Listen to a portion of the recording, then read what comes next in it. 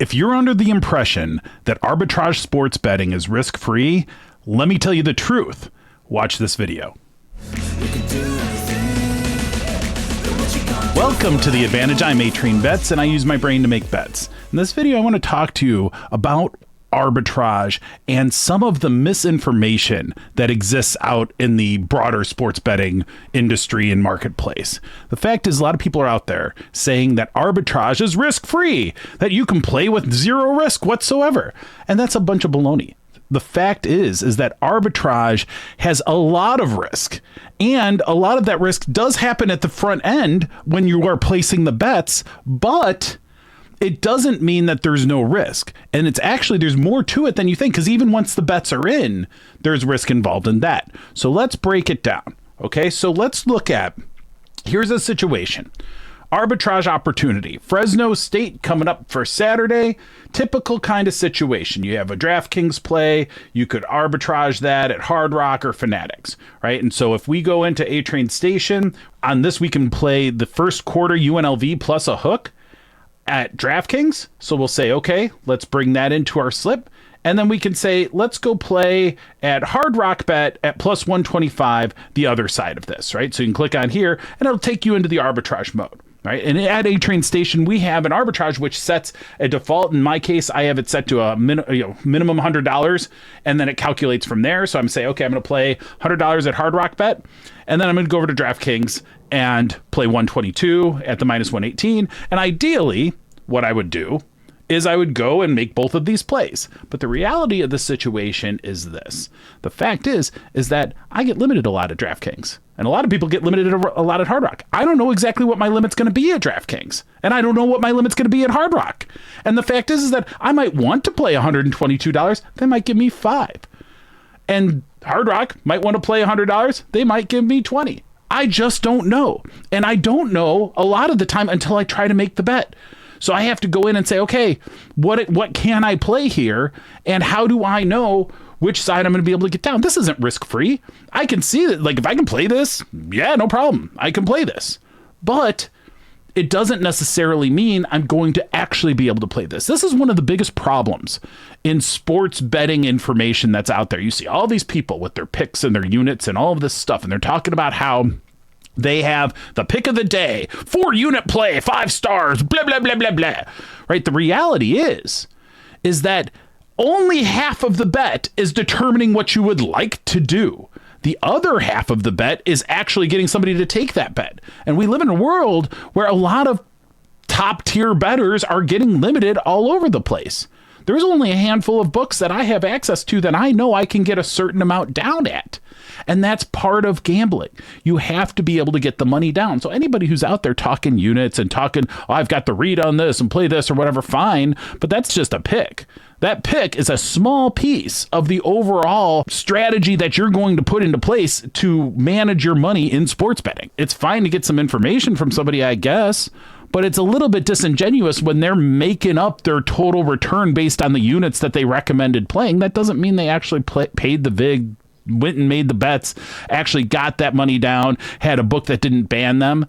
You know, that's the kind of thing that happens all the time. And so you have to go and actually make that happen. That's why on our live streams, we do this in front of you, showing you actually making the bets at these books, because that's where the real betting happens, is actually in the world. And so if you just have somebody talking about it, that's not real betting. That's just sports content, and it's one step removed from just talking about your feelings in sports. It's silly. I mean, we live in a world where LeBron James gets 32,000 people following his pick and his parlay, and everybody loses, and they're like, well, what do you expect? He's a basketball player, not a sports betting analyst, but whatever. I like to play it with LeBron. Boy, I love losing money.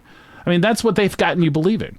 And the reality is with arbitrage, a lot of people out there are going to be like, it's risk-free. Well, A, you can place it as risk-free, but let's say we bought, getting back to this topic, let's say we placed the bet. Let's say we got this bet down. What could happen?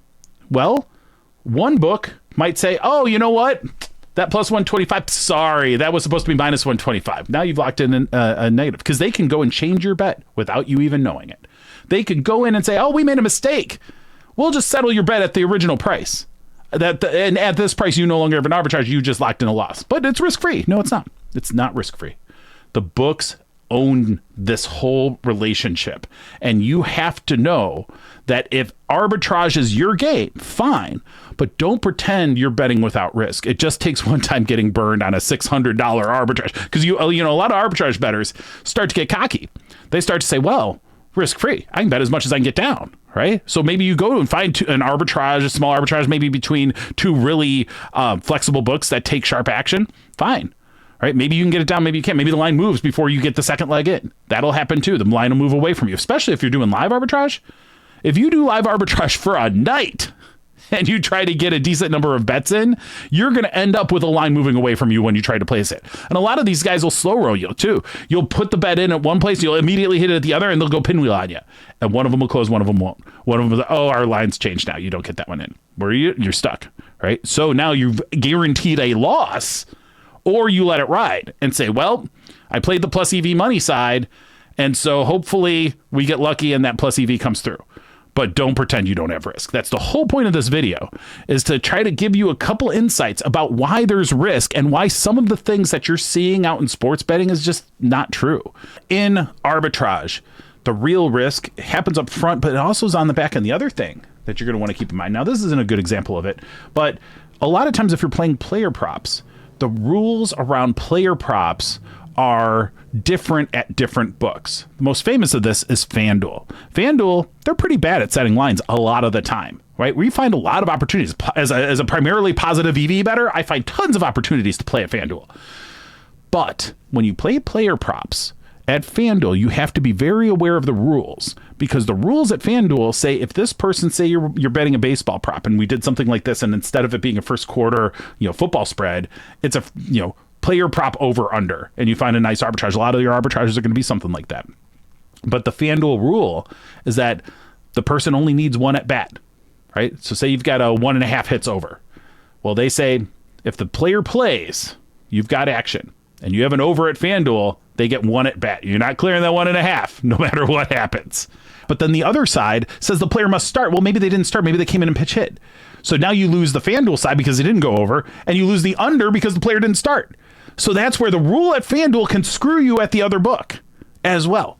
Those are the kinds of scenarios that arbitrage, there's risk in this. That's the whole point. So, the fact is arbitrage can be very lucrative, and it's nice to feel like you have something locked in until they pull the rug out from under you later. And that's really the piece that I want you to think about from an arbitrage perspective, because what's upsetting for me is a lot of the people who play arbitrage say, well, I just don't have the risk profile. I don't enjoy the risk of positive EV betting where you can have some significant swings, and that's certainly true. But with arbitrage, you are like good until you're really bad. Because you don't lose just like a couple dollars when you lose an arbitrage. A lot of times you're going to lose 100, 200, like a lot more than a person who would typically bet much smaller on a positive EV side. You're going to ramp it up because you get small margins on arbitrage, right? So you're going to bet more on an arbitrage, and then all of a sudden, rarely, but it's going to happen, you're going to get left out in the cold, and there's not going to be a lot of recourse for you. And especially if you start doing live arbitrage, good luck to you. Good luck to you. So that's something where I want you to be thinking about in arbitrage.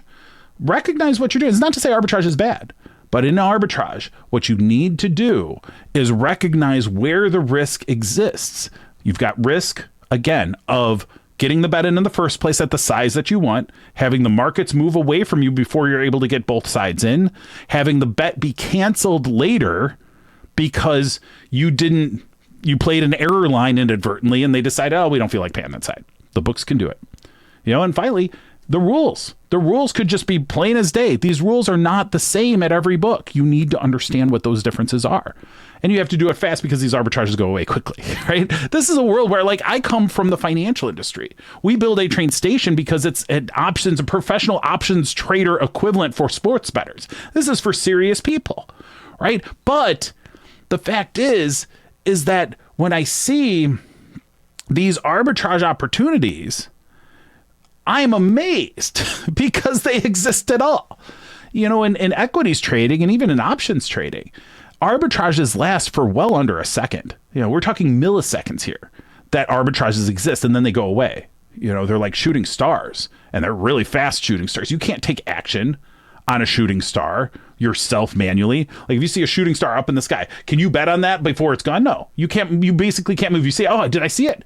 And it's gone. You can't bet on that, right? And this is where in the financial industry, you can have arbitrage, but the only way you're going to execute on it is to have automation, and it's going to go away quick. You're going to have different rules, you're going to have different situations, but those markets are so much more liquid. So the fact that this exists in sports betting is quite amazing, but don't think you're going to do this professionally for the next 20 years. These edges are going to go away too. And that's the truth of any edge in advantage gambling. It's going to go away. So recognize that the people who are like, this is the greatest thing in the world, it's the path to easy riches, it's going to be the easiest thing you've ever done. Oh, I made $100 in 33 seconds and it's the greatest thing ever. Slow your roll. Slow your roll. Recognize what's really going on. What are they selling you, right? I love to have arbitrage as part of A-Train Station. It is one piece. You use it opportunistically. That's how I use it. A lot of people specialize in it. That's fine. But they specialize in it understanding the risks. And we're going to have a lot of videos like this where we're saying, hey, it's not that this is bad. It's that it's not what people are telling you. And that's what I want to do with some of these videos that we're doing right now, is to really illustrate where the risks are, where something isn't what it might seem, because there's so much baloney, so much BS out there, so much hype and nonsense, and I'm just done with it, right? If you don't like it, fine, talk shit. That's cool. I get a lot of it. But the reality is that I am trying to help give you some knowledge that seems like nobody else can be bothered to give you. So I hope you enjoy. I hope this is something that's helpful for you. I hope this is something that gives you a little bit of perspective on why arbitrage isn't that path to quick and easy riches, that it isn't just simple. It does have challenges. It takes skills too. You got to move quick. You've got to understand where the opportunities are, and you have to be able to predict. Like in the example that I talked about before, the DraftKings and Hard Rock, both of those books are going to limit you at various points, and you might not even know when that's going to start. Right? But if you do arbitrage, that's pretty guaranteed. You're going to end up limited at DraftKings and Hard Rock, right? So you just have to be aware. Again, advantage gambling is about understanding the risks, managing it, and getting in your money when you have the best of it. Again, don't be okay with people who just talk in theory about, oh, I've got 5 units on this, I made a ton of money. Well, you didn't, because you actually didn't place the bet anywhere. Right? Until you get the bet in and it's honored and it meets the rules and they didn't cancel it later, then you can claim, okay, I made that money, right? So with that, hopefully this taught you a couple things, at least gave you some perspective when nobody wants to be talking about this, and acknowledging that this is hard and that this is actually a challenging world as well. And hopefully you're at least going into arbitrage betting with your eyes wide open. So with that, thank you for joining me. For now, this train's leaving the station. Until next time, save the units for the bros and do your betting like the pros with A-Train Station. We'll see you soon.